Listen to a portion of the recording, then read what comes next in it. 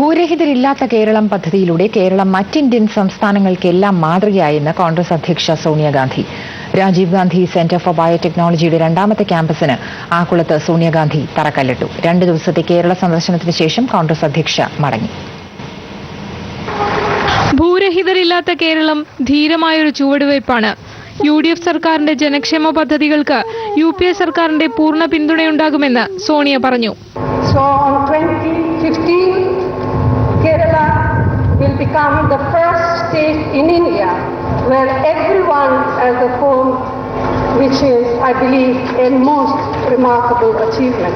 6 ജില്ലകളിൽ നിന്ന് തെരഞ്ഞെടുത്ത 6 പേർക്ക് സെൻട്രൽ സ്റ്റേഡിയത്തിൽ നടന്ന ചടങ്ങിൽ കോൺഗ്രസ് അധ്യക്ഷ പട്ടയം കൈമാറി. ഉദ്ഘാടനത്തിന് പിന്നാലെ മുഖ്യമന്ത്രിയുടെ പുതിയ പ്രഖ്യാപനം.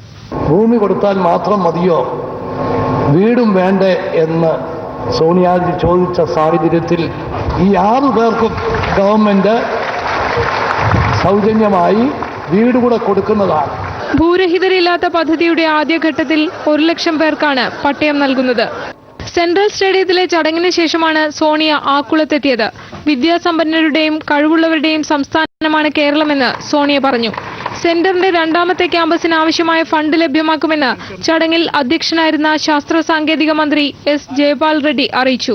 2 ദിവസത്തെ സന്ദർശനത്തിന് ശേഷം പ്രത്യേക വിമാനത്തിൽ സോണിയ മൈസൂരിലേക്ക് പോയി. ഏഷ്യാനെറ്റ് ന്യൂസ്, തിരുവനന്തപുരം.